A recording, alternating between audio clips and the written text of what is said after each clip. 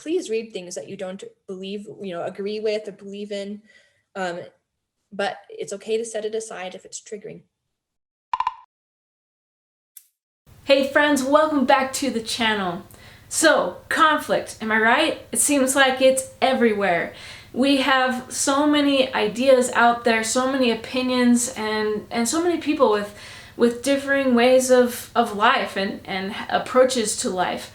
And how do we deal with all the things that seem to be incompatible with each other? It just seems like the depth of our humanity creates conflict. And I don't know that that's a bad thing. And in fact, I've noticed as I've tried to approach conflict in a way that isn't about contention, it's not about fighting, it's about finding a solution that maybe can serve all of us better. And I've noticed that conflict is the way that happens. We can't really get outside of ourselves without entering into somebody else's sphere of influence, their sphere of thought, and that's the cool part that we can be participants in. In fact, Dorothy Thomas said it perfectly, I think. Peace is not the absence of conflict, but the ability to cope with it. So what do? Toni has 5 tips for you guys about how to embrace conflict, especially when you're reading. First of all, I don't think that you should feel worthless while you're reading something. Sometimes if I start to feel worthless, I put it aside, wait till I can read it, with a wiser perspective. So sometimes it's okay to set something down. If it triggers you, I don't read that until I'm in a safer place mentally. So Alice Walker is a Black woman. And so I knew it was going to be from that perspective, and that I would probably read things about myself that I didn't want to know about myself, right? That I had these unconscious biases. Everyone has a bias, and we can't always get rid of them because we don't always know they're there. But if we can start to point them out and acknowledge our bias, we can help to minimize and reduce them. That's something I talk to my students a lot in their own writing, is that they're going to have a bias. Try to find out what your bias is. And these kinds of books help us do that. I made a lot of little markings. So I love Post-it notes when I read.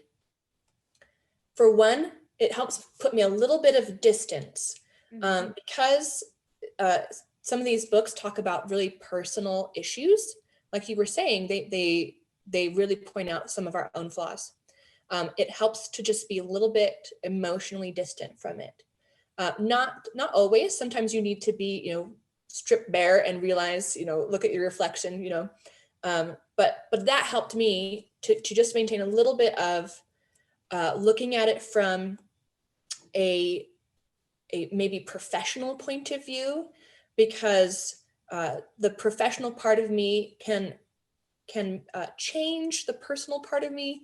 It was getting really philosophical, but if I can look at it from a professional point of view, then I can feel it better later. So one thing that I do is I just like to annotate. I just take notes, mark things up, because then I can go back and relook at those things when I'm a little bit more calm about it, and realize, okay, she's right, I was wrong.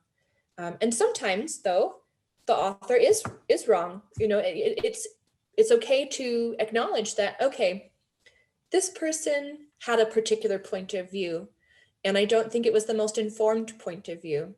So, this was a complex person. She wasn't going to be right about everything, and it's okay to acknowledge that when you read about different points of view from your own. Sometimes they write it in an emotionally charged state. But before I look at that, I first try to read it for the value and the merit that it contributes to society. Later, I'll read it or think about it in a more critical sense. So it's almost what I do with those stories we were talking about earlier, where I read it to enjoy it. I read it to the first time as if I'm just believing everything they say.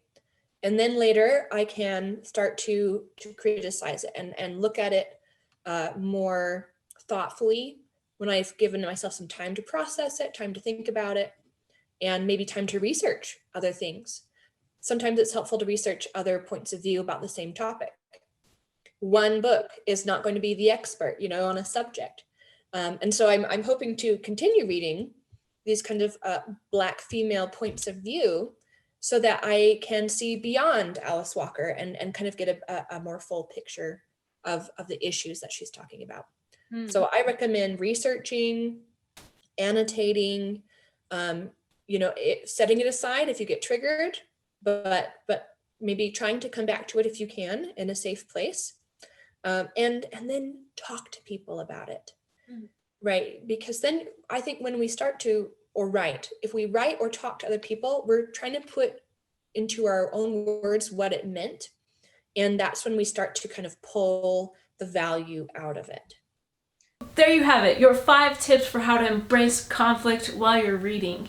Now, as a reminder, the book club is starting up in February, as of this recording, February 2021, and we are going to be reading So You Want to Talk About Race by Ijeoma Oluo.